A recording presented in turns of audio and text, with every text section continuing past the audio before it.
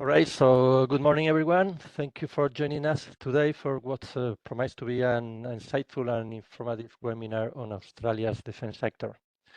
I'm Javier Dominguez, and I am delighted to be your host for today's session.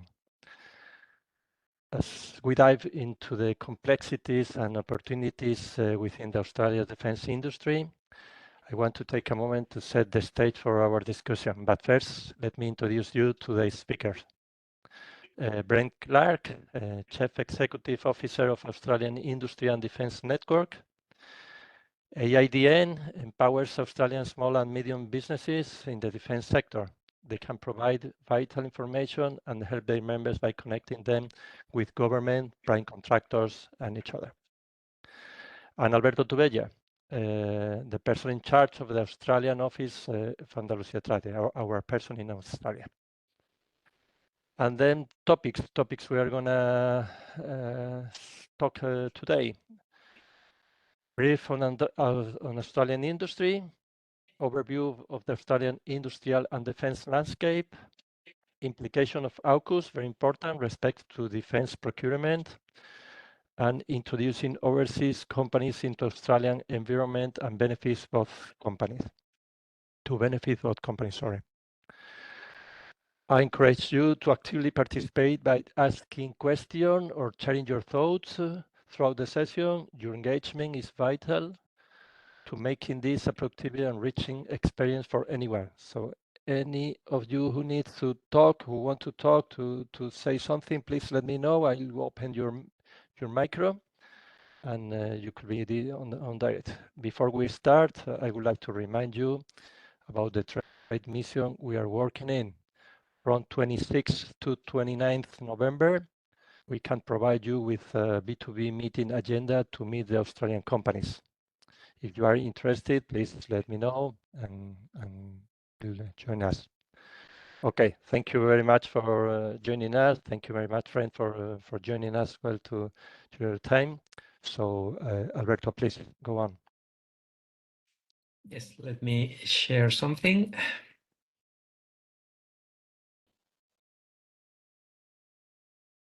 Can you see that? Yes, put it on a complete screen, please. That should be it. Yeah, that's okay. okay. Okay, good morning, everybody. Thank you, Javier, for the introduction, and also many thanks to our guest speaker, Brent Clark, and of course to all the attendants to the webinar. We know that lately the Spanish defense industry has showed a big interest in collaborating with Australia, especially since important companies like Navantia set as a footprint in the country in the mid-2000s. We hope that with this webinar, you will be provided with interesting information on the Australian defense industry and how to approach fruitful relationships with your Australian counterparts. As an introduction, I would like to point out the level of business uncertainty within the industry in Australia. This is nothing new, and it has been relevant to the sector for decades, with multiple changes and variations in direction. The most relevant example is the development of the nuclear submarine program that will absorb a big part of the defense budget. I am sure that our guest will explain the relevance of this program, whose development has seen other programs being delayed or cancelled. And don't get me wrong, I mean, there are still big programs apart from the submarines, like in ships, the F-35s, or the guided weapons and explosive ordnance enterprise. However, the general feeling is that spending on defense has not been occurring at the expected level, or has been too concentrated in particular programs. To assess the situation, the starting points are the 2024 National Defense Strategy, or NDS, and the 2024 Integrated Investment Program, or IIP, promising between both the allocation of $330 billion over the decade up to 2033-34.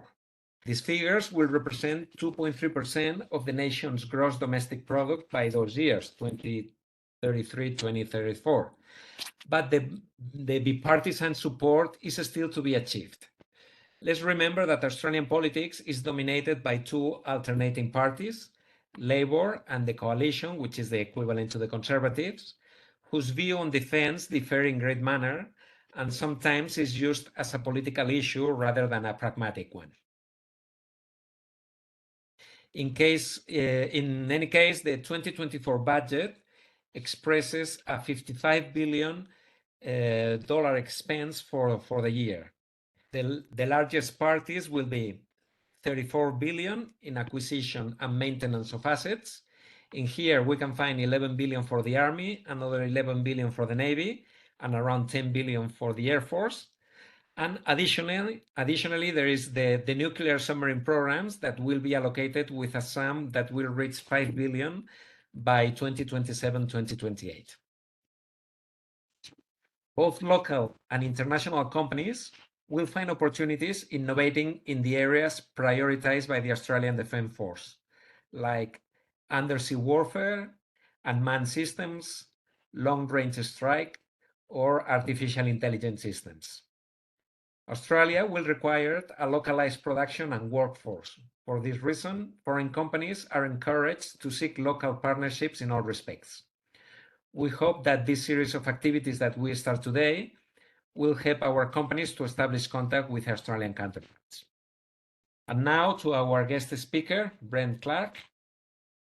Brent is the CEO of the Australian Industry and Defense Network, AIDN, whose members are the main Australian defense-related companies.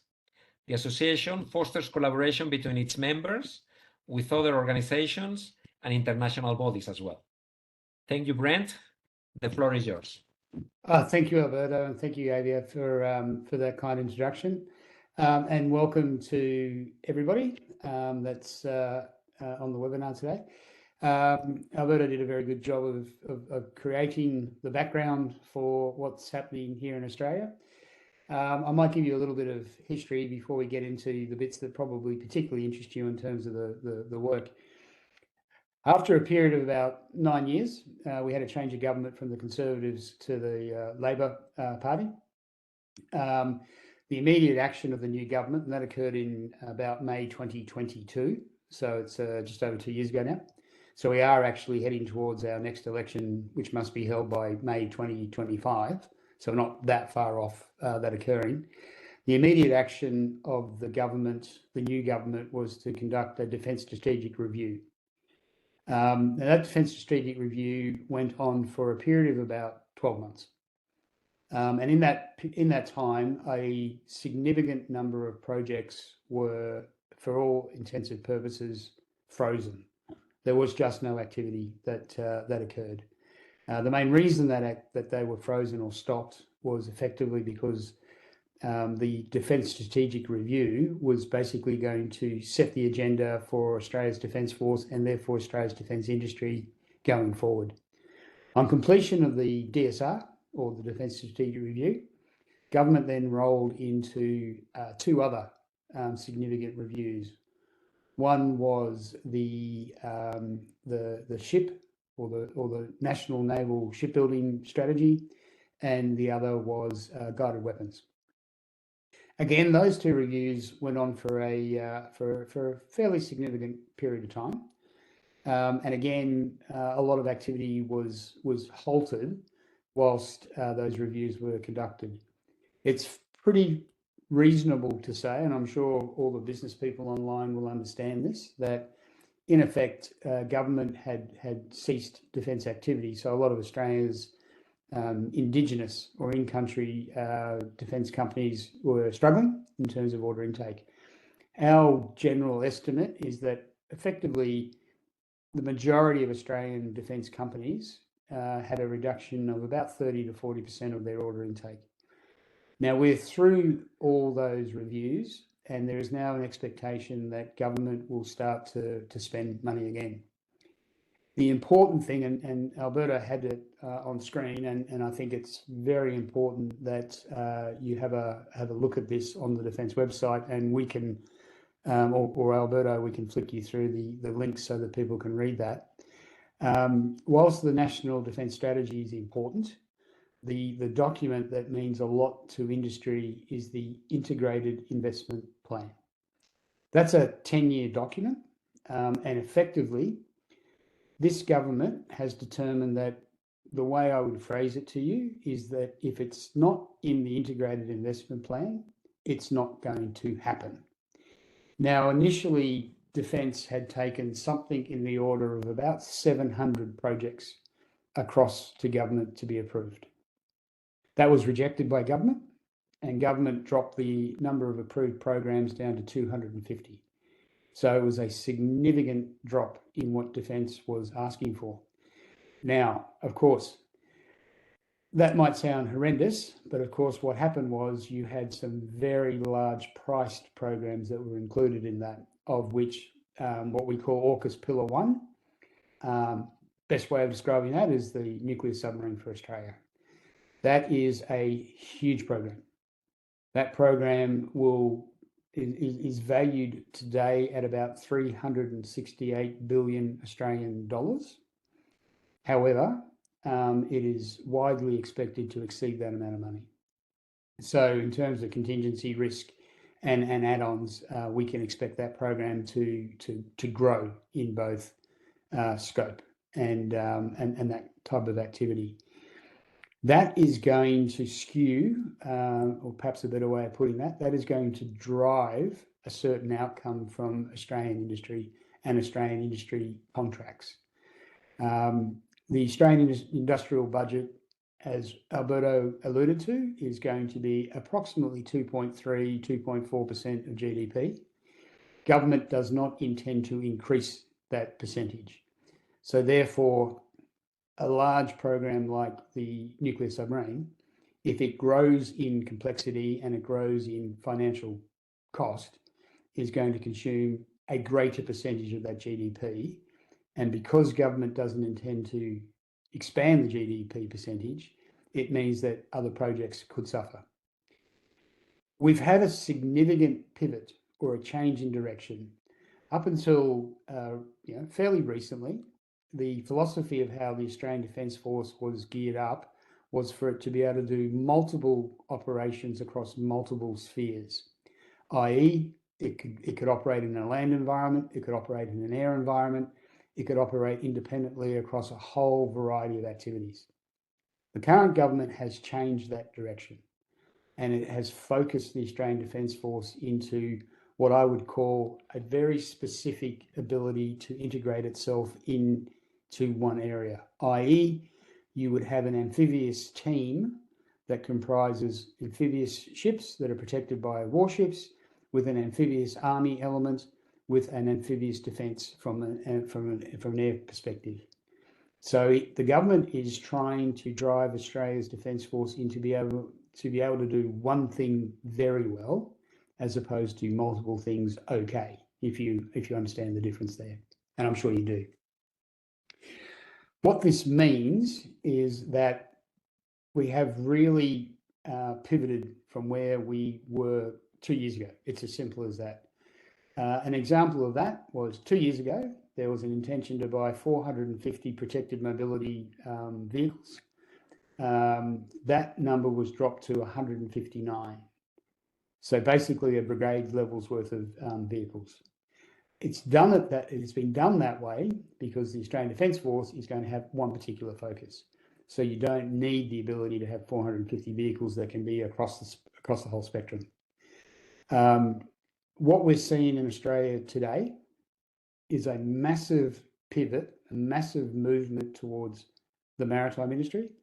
So you have the SSN, of course, that's huge, but you have a series of landing craft, you have a series of general purpose frigates, which we call C3000. Now, Navantia is one of the 5 down-selected organisations to provide response to that document, to that particular bid. That activity will be done over in Western Australia. The first 3 of those ships will be built in country, i.e. if Navantia is successful, those first 3 ships will be built in Spain. using a Spanish supply chain. They will be building up to 11 frigates. So the plan is to then transfer the build of ship 4 onwards to Australia. Now, how they evolve supply chains to incorporate more local or indigenous suppliers, that's yet to be seen. But that it has become a speed to capability requirement of this government. So the government's view is we don't need the perfect solution, we just need our solution. And we can modify ships or other equipment over a course of time. And that's how they're moving. The other aspect that is consuming a large proportion of Australia's defence budget is the guided weapons and explosives sort of ordnance enterprise. That is not just 155mm artillery rounds or 7.62mm bullets. That's not just that. The big driver on that will be ballistic air missile defence and being able to project Australia's attack profile through missile systems. So there'll be a huge focus on air defence systems, etc. And again, that enterprise is in the process of starting up now, and there are significant opportunities in that area. The area that has probably suffered, and maybe I'm saying this unfairly, but the area that I'd say has suffered the most would be the land systems divisions. Australia is moving away from a mechanised army and moving more towards an army that is capable of operating missile defence systems and offensive missile systems. That's the direction government has taken it.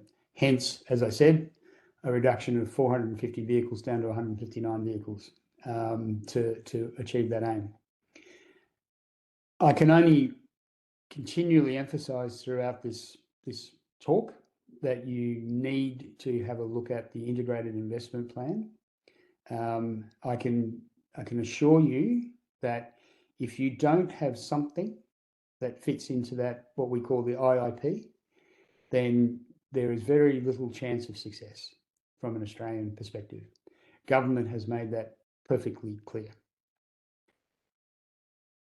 With respect to AUKUS, there is a second phase of AUKUS. Now, often everyone focuses on AUKUS Pillar 1. They focus on AUKUS Pillar 1 because it's a nuclear submarine, and there's a huge price tag associated with that. So it grabs all the oxygen out of the room, would be the way I would describe that. There's AUKUS Pillar 2, right? Now, we are a member of the Advanced Capability Industry Forum, which is AUKUS Pillar 2. Our role is to advise the 3 governments, which is the US, the UK, and the Australian government, on industry and industrial aspects and pathways to freeing up the ability to make it simpler to transfer technologies across those 3 countries. There are 12 industrial organisations that meet on a regular basis to advise those 3 governments.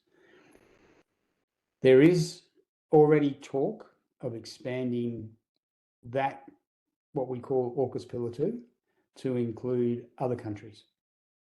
Currently, there is a discussion happening with Japan, and there's soon to be a discussion to occur with Canada.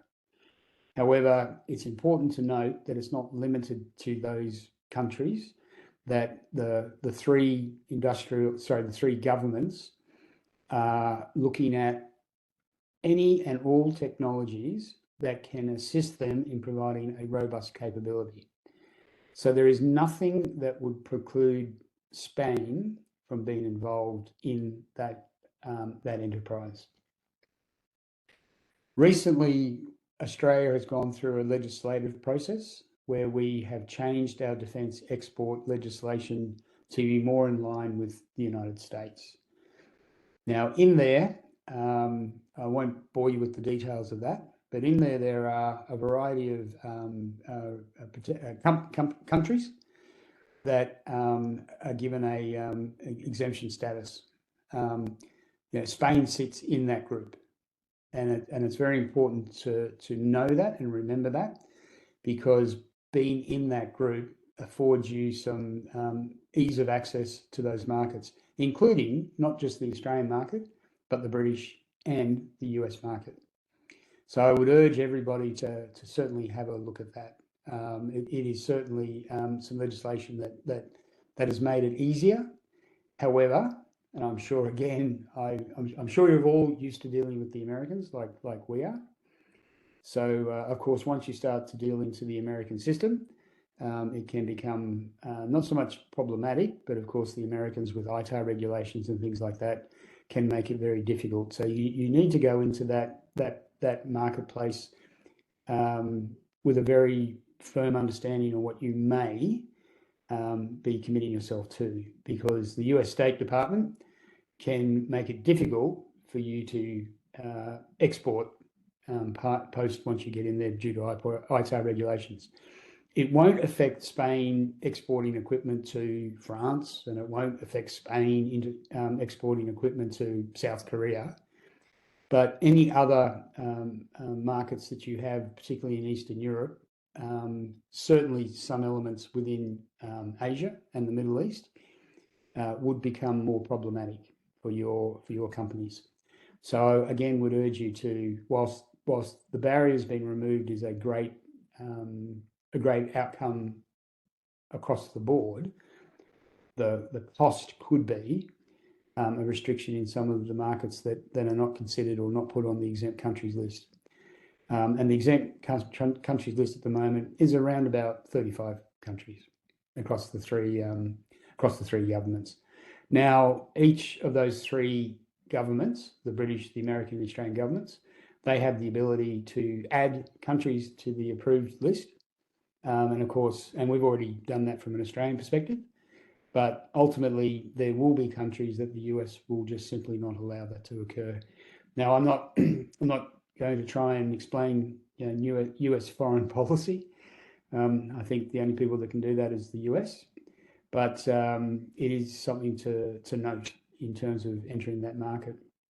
In terms of the opportunities, the simple reality is there's lots of opportunities. There's no easy, there's no clever way for me to say that to you. Australia's defence industry is, whilst competent and whilst first class, is thin is the way I would describe that. So in terms of access to all technologies, in terms of the capacity and capability to do all the activities that are required under the current Australian budget, we simply do not have the sized industrial base to be able to do that.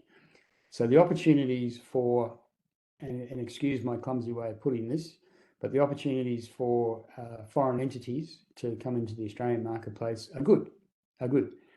Now, Spain has, particularly under the guise of working with Navantia, has a pretty solid reputation and has worked quite well into the Australian environment. Navantia has done a pretty good job of ensuring that the supply chains are open. So I would say that from a Spanish perspective, Spain is one of those countries that would be considered a good value partner and a country that has good technology. Ultimately, AUKUS is really all about the technology and how we can have a genuine global supply chain, so that we can obviously ensure that we have the ability to deter. It's all about deterrence. Now, I won't try to talk to you about Ukraine. You undoubtedly understand Ukraine better than I do.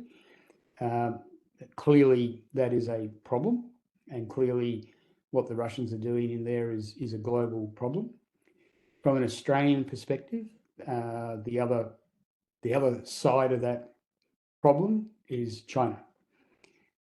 China is operating in a very aggressive way within in this part of the world. China has had an aggressive expansion policy for a number of years. China has been intimidating its near neighbours for a number of years. You may have read recently about a Chinese customs vessel ramming a Filipino vessel. China has spent a great deal of money fortifying what I would have described as reefs, have now turned those into major island chains where they actually have airfields and quite substantial airfields on them. So China is operating in a reasonably aggressive manner, and as such, the Australian government is working with the United States and the United Kingdom. But the United Kingdom, whilst the Pacific region is of focus to the United Kingdom, it's Australia and the US that really have a big focus in this area. We're starting to expand that to include Japan and South Korea. There is certainly going to be some expansion with India. However, there is a problem, a diplomatic problem would be the way I would describe it, with India, as the Indians are, and they're a country, they can choose to do whatever they wish to do, but India is obviously trading very closely with China and continues to trade with Russia. And that has become problematic from an Australian and a US perspective. Now, they're the politics of India. I won't comment on the politics of India, but certainly the opportunities from getting product into Australia remain very high and very robust. AUKUS Pillar 2 is also looking at a variety of technologies, and Alberto alluded to some of those. Obviously, AI, artificial intelligence, is a huge growth industry. We certainly don't have the capacity or capability in Australia to do all of that ourselves. Quantum computing is another area that's significantly being looked at by Defense. Clearly things like missiles, in particular hypersonics, electronic warfare. These areas, these specialized areas, are areas where the three partners, and I do genuinely believe that they'll be expanded to multiple partners, are looking at how they can bring all these technologies together to produce the best possible solutions and equipments that we can do. So again, if you are focused in Spain on those type of technologies, I would certainly recommend you make the effort to look at how you could enter the Australian marketplace. We're not going to be in a position in Australia where we can do all that activity ourselves. Our domestic marketplace isn't that big to be able to do that. So there are genuine opportunities to break into that. There are areas where I would say there's not much point in trying to break into it. So if we look at, say, something like a combat system mentality or system, probably not a lot of point in looking at combat systems. Australia has a unique number of combat systems, and they don't wish to expand upon those. But as I said, if you have an electronic warfare specialization, you have a hypersonic specialization, or any of the other technologies that are required under the AUKUS Pillar 2, the conditions are favourable. Conditions are favourable to enter the marketplace. We can certainly help you, and very happy to, and it's a genuine offer to everybody to assist. And I'm sure Alberto can provide my contact details at a session for you to do that. Our view is we need to enhance the Australian domestic industrial base. We can't do that. We can't just grow that. We need to obviously form partnerships and bring other companies in to assist.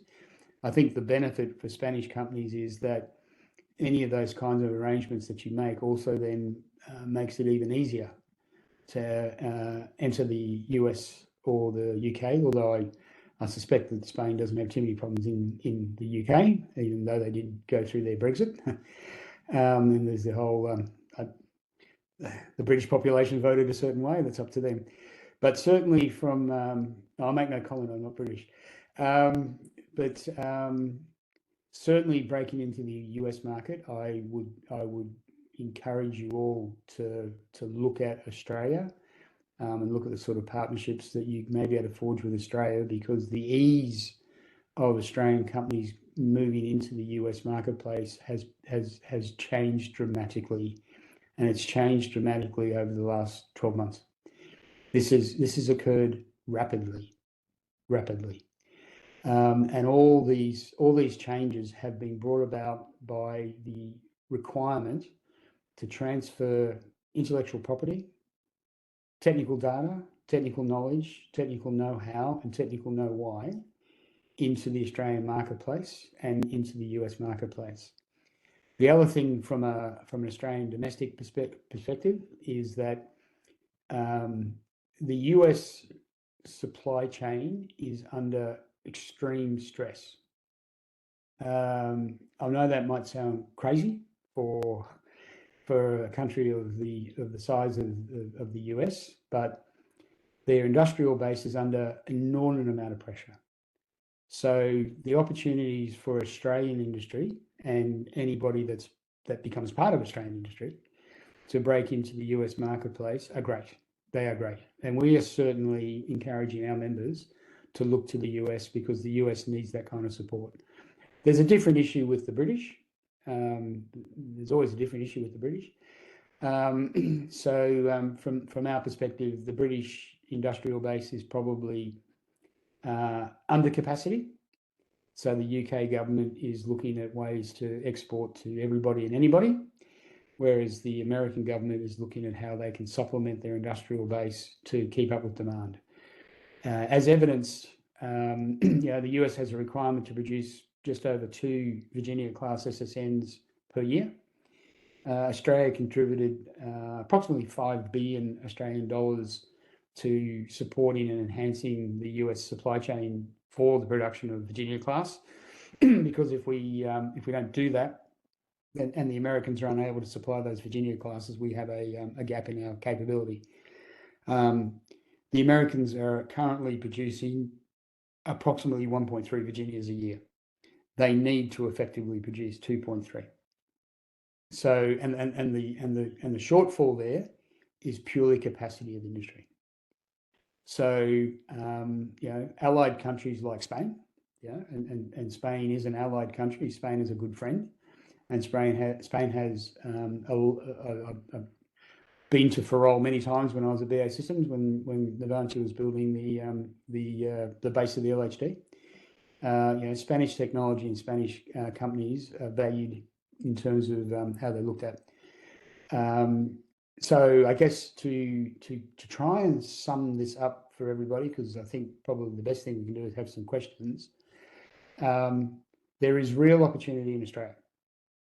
I would encourage you to reach out to companies like Navantia.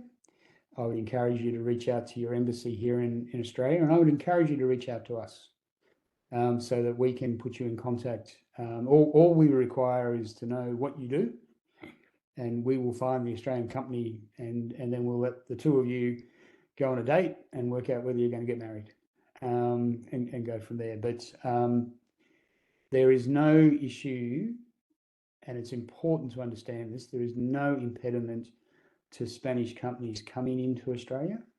Australia does not have offset obligations, and that's important to note. We are a free and open market. Clearly, where it makes commercial sense, and that would be your decision, not mine, but where it makes commercial sense to form partnerships or OEM relationships or joint ventures or set up internally, I mean, there will be business decisions that you have to make.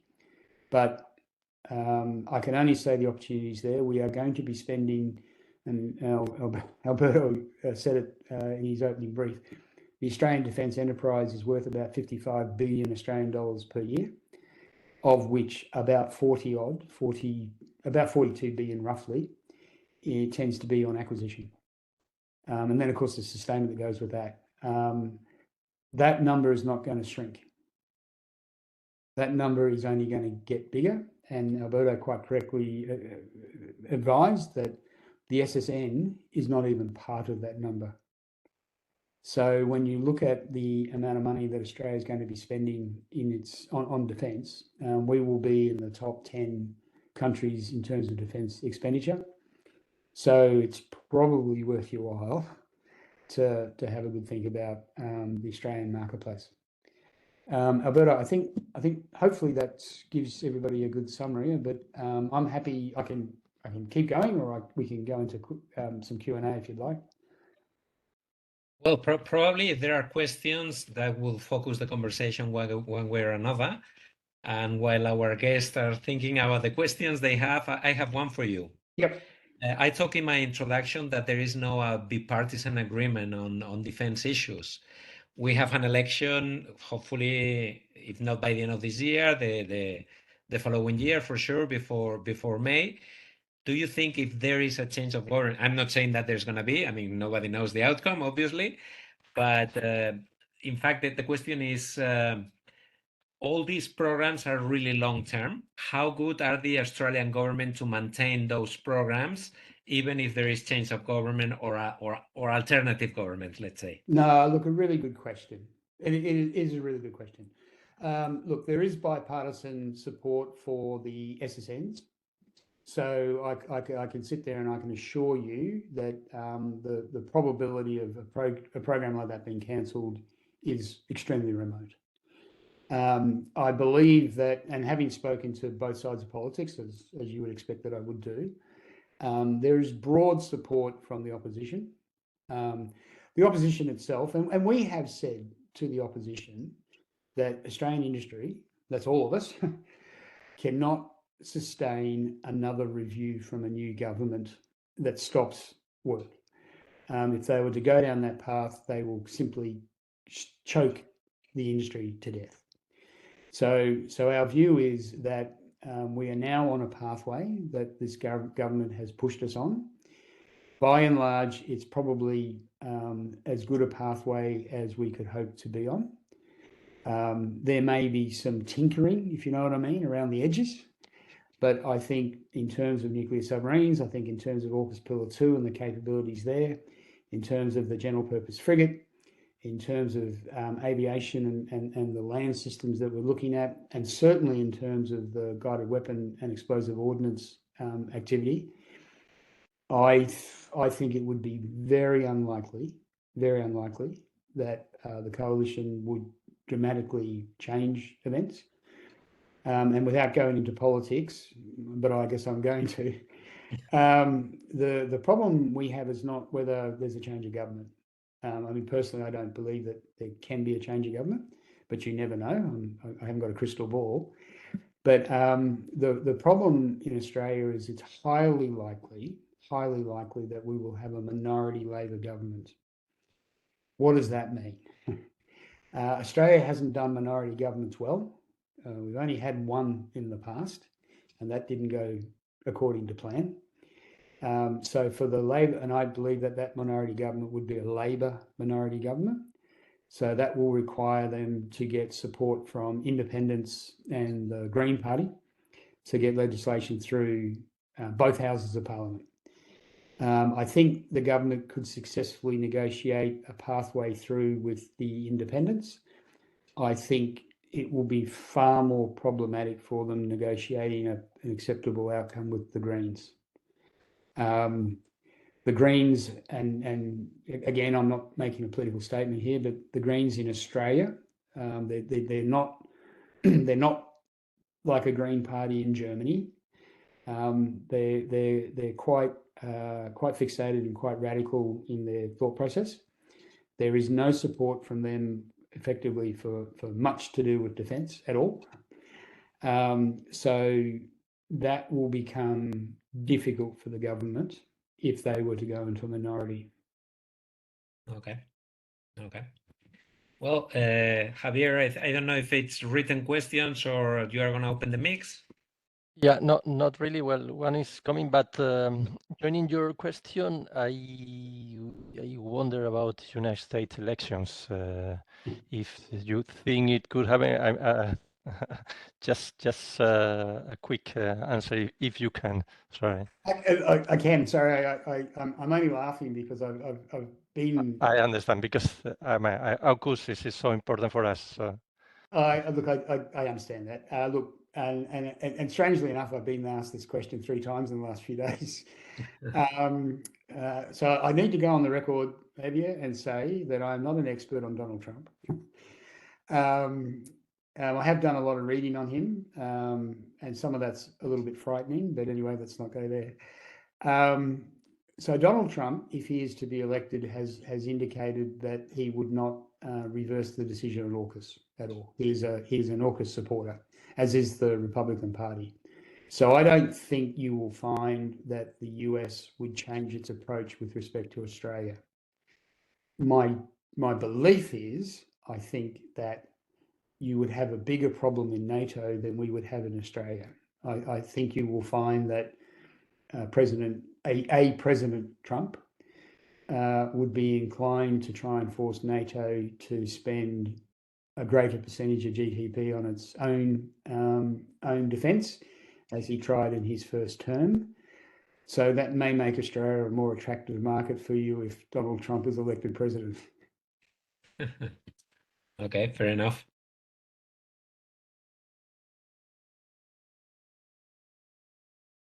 Javier, el micrófono. Sorry, waiting. There is a question, but I cannot understand very well. I'm trying to translate. You have been talking about how can be through the way of new acquisitions, but which is your opinion? So how can they affect the budget, the actual budget for sustainment? Yeah, so in Australia, the rough rule of thumb, and I'm sure it's very similar to Spain, the rough rule of thumb is that for every $1 you spend on acquisition, there's $3 spend on sustainment. Okay. So that should give you some indication of the kind of sustainment bucket that we're looking at. Clearly, all of these elements need to be sustained. It's as simple as that. I'm not sure what it's like in Spain. I imagine it's similar to Australia, where the first thing that gets cut is the sustainment bucket, and navies and armies and air forces are driven to do more with less from a sustainment activity. But it is roughly a $1 to $3 spend. So if you have a sustainment organisation, for argument's sake, if you are sustaining, I'll pick a system. If you sustain hydraulic systems on warships, then there will be a great opportunity in the Australian marketplace. The way that you would probably go about that would be to try and form a relationship with the shipbuilder. So clearly, if Navantia was the preferred down-selected company to provide the general purpose frigate, being in the Navantia supply chain for the first 3 probably means you'll transfer to the Australian supply chain for the next 8. That would be how I look at it. But I think probably the other way I'd look at this is what do you bring that increases productivity, efficiency, reduces spend, or a new and important technology. If you can bring a new technology, or you can bring a new methodology that increases the efficiency and the productivity of what is done, that's important, because the Australian defence dollar, like the Spanish defence dollar, is always going to be under strain. We're all professional defence people here. We all, I am sure, have sat there looking at decisions of our respective governments. But the simple answer to your question is $1 equals $3 in sustainment.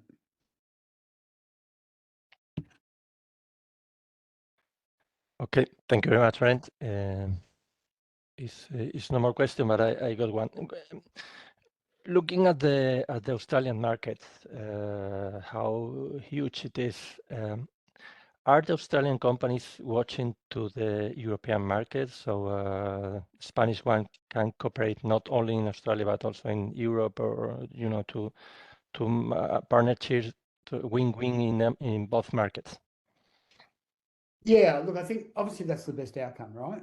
I think the best outcome for both countries would be a mutually beneficial import-export regime where we could bring in Spanish equipment and services into Australia, and of course we would look for Australian products and services to go into Spain to offset those requirements. I think at the moment,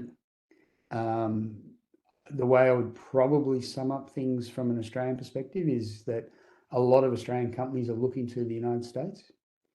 I can only emphasize quite strongly that the US supply chain is under a lot of pressure. So the opportunities there are great.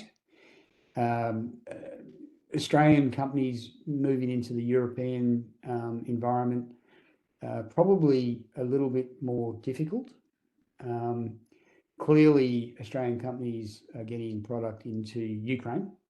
And that I don't think that would surprise anybody. I think Ukraine is after any equipment that it can possibly get at the moment.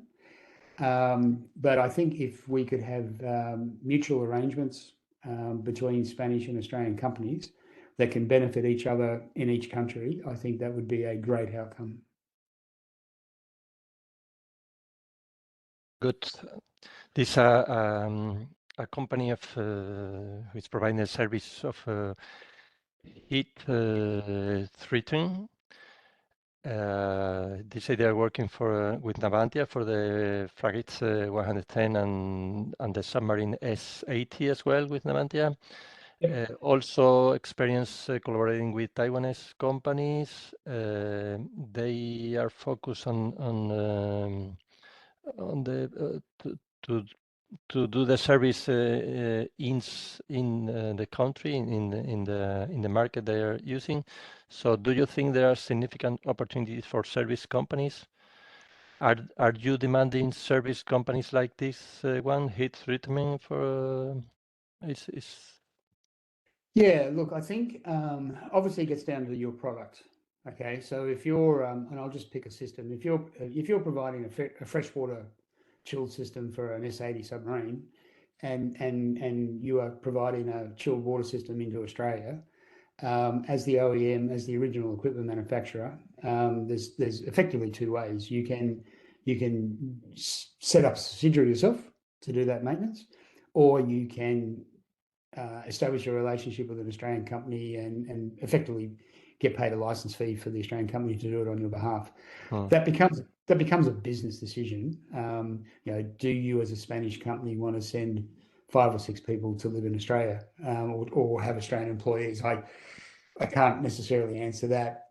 That's a commercial decision. But in terms of the equipments and the systems that you provide, I believe if you're providing those systems into, again, if Navantia was successful in C3000 and you are a supplier in C3000, then it is highly likely you'll have the opportunity to provide the sustainment activities for that ship in Australia. Good, thank you. There's no more question right now. We'll wait for a little bit just in case. We thank you for your comment of helping us on the emission trade we are preparing for last November. So any of the companies attending the webinar, if he's interested, they got the info. But in any case, please let me know and I'll resend it to them. And we are glad to have you on the boat to working for that, because it's after our speakers is very, very interesting.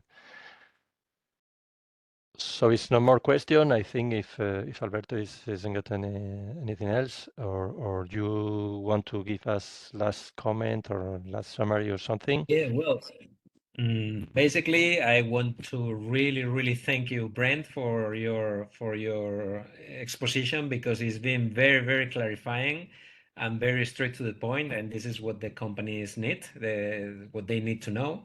Some of them are familiar with Australia because they have visited before or because they have connections through Navantia.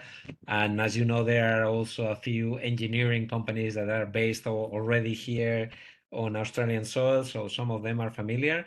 But for the newbies, I think it's been a very explanatory, and that's what they were looking for. I really appreciate you taking the time. In Australian terms, it's late, so the companies know.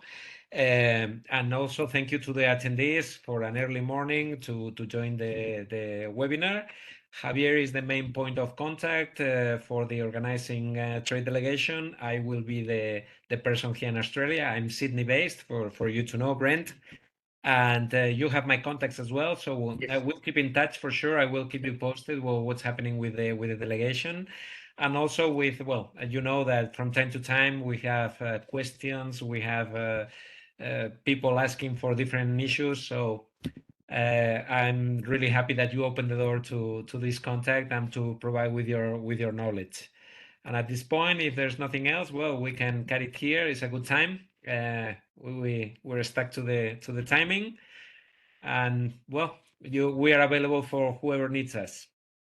And thanks very much. I genuinely mean it. Thanks very much for the opportunity. And again, very happy to field any questions or contact anybody. And you know, people may have specific questions that they don't necessarily want to say in front of everybody. Please feel free to reach out. But I appreciate Alberto and Javier for what you've done. So thank you very much. That's perfect. Thank you. Thank you so much again. Someone asked, this webinar has been recorded, and I'll send you the link to discharge normally in a couple of days, because our communication department need to fix it a little bit. So in a couple of days, you got the link with the webinar record. Thank you very much indeed. Thank you very much. Have a Good really evening. good end of the day. Good morning. And have a good day the rest of the time. Bye. Thank you very much indeed. Good night.